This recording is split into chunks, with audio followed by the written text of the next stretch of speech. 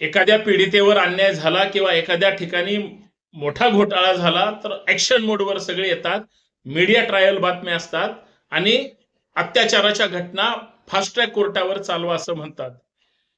मग शिवसेना फोडली गेली, राष्ट्रवादी काँग्रेस फोडली गेली, तृणमूल काँग्रेस फोडली गेली.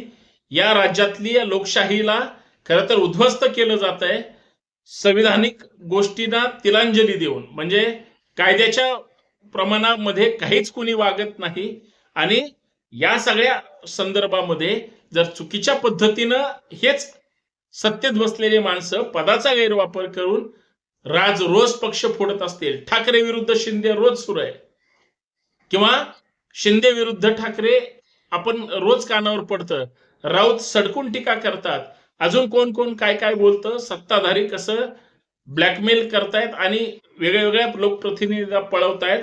आमचा कायदा काय सांगतो, आमच्या लोकांच्या मनात काय आहे.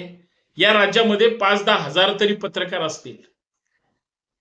तेवढे पत्रकार हे खऱ्या बातम्या देण्याचं धाडस का दाखवत नाहीत?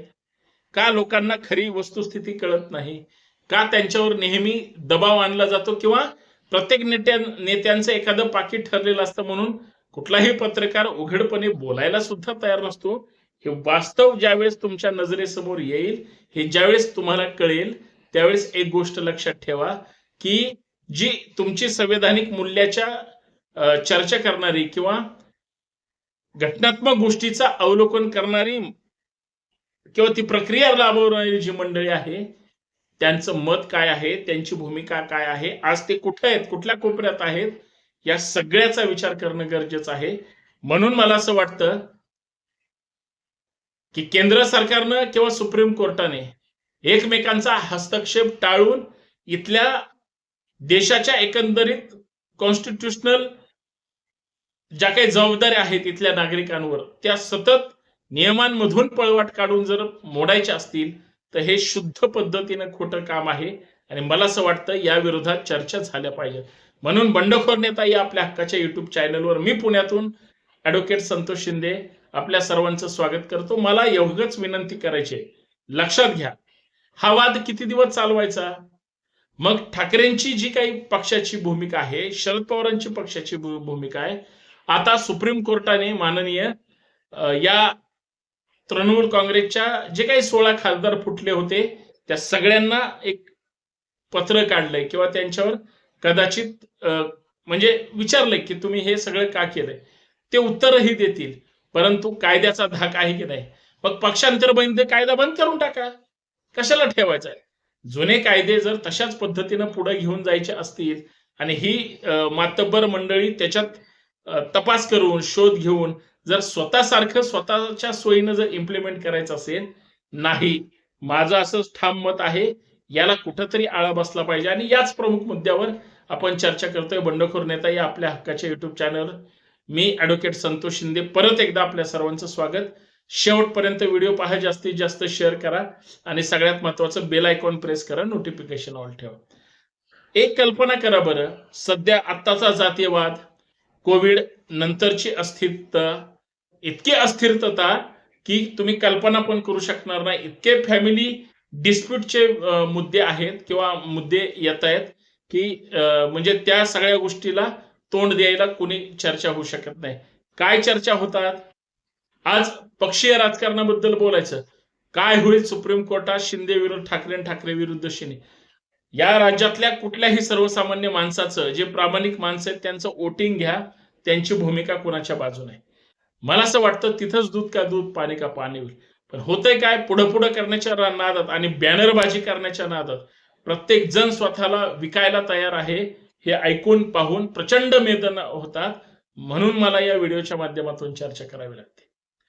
आज प्रत्येक गोष्टीत कॉम्पिटिशन आहे, सगळं सगळ्यांना माहिती आहे. पण तुम्ही खोटे दाखले देऊन, खोटं बनावट करून, कोर्टाचा वेळ घेऊन किंवा इतर सगळ्या प्रक्रियेमध्ये एकमेकांना फसवून जो काही राष्ट्रीय कार्यक्रम केला जातो तो इतका भयानक आहे की विचारायला सोय नाही.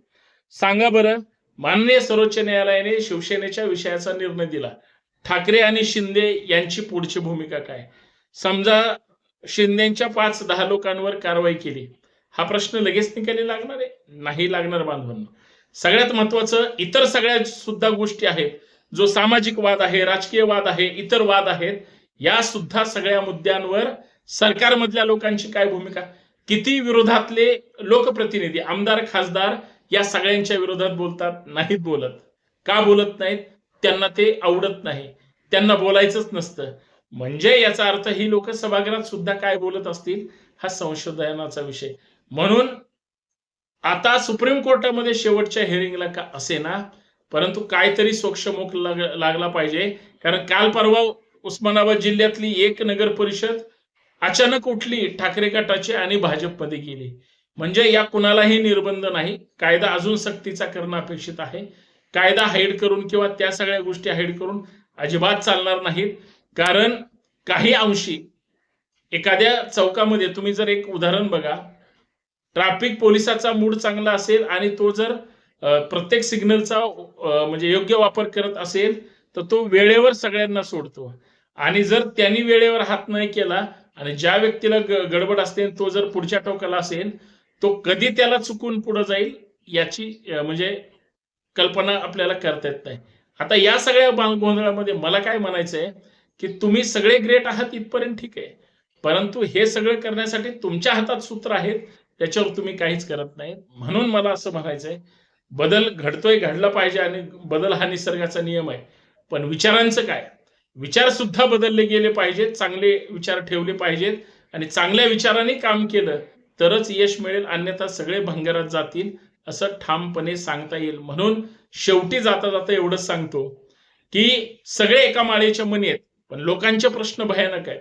मी आता 2-4 मुद्दे तुम्हाला वाटेल हा काही बडबडतो नाही, तुमच्याच एखाद्या प्रश्नापासून दुसरा प्रश्न तयार होतो, त्याच्यातून तिसरा, चौथा, पाचवा, 7-8 प्रश्न तयार होतात. त्यांची उत्तरं जर शोधली तर आपल्याला आपलं टार्गेट काय आहे आणि ह्या लोकांनी ठरवून दिलेलं टार्गेट काय आहे याचा विचार करावा लागेल. ज्यांना ज्यांना राज्यामध्ये संघाच्या माध्यमातून वेगळी पेरणी करायची आहे त्यांच्याकडे त्यांचं पुस्तक आणि मार्कशीट दिलेलं आहे. त्याचं कारण असं आहे, उद्या तुमच्यावर ज्यावेळेस ह्या सगळ्या गोष्टीबद्दल प्रश्न विचारायचा आहे, माहिती घ्यायची किंवा काही शाब्दिक चकमकी होतील, त्यावेळेस तुम्ही सुद्धा सक्षम असलं पाहिजे आणि ताकदीनं बोललं पाहिजे, एवढं माझं मत आहे. म्हणून मी म्हणतोय, भाजप असो किंवा सेना असो किंवा राष्ट्रवादी, हे जसे एका माळेचे मणी वरच्या बाजूचे आहेत, तसे इतर पक्षाच्या नेत्यांसोबत चांगले संबंध ठेवणे ही सुद्धा भूमिका खालच्या पद्धतीची आहे. आता त्या खालच्या पद्धतीवर टीका होते, लक्षात घ्या. आणि वरच्या पद्धतीवर कदाचित त्या कोर्टात नाही पण इतर ठिकाणी प्रत्येक व्यक्तीला जसा न्याय प्रक्रियेमध्ये सन्मान मिळतो, ह्या राजकीय सामाजिक वादामध्ये या सगळ्या बाबतीमध्ये या लोकांना सुद्धा काय मिळतं होतं याचा सुद्धा अभ्यास करणं गरजेचं आहे असं माझं मत आहे. तुमचं काय मत आहे नक्की कळवा, कमेंट करायला विसरू नका. धन्यवाद. जय शिवराय.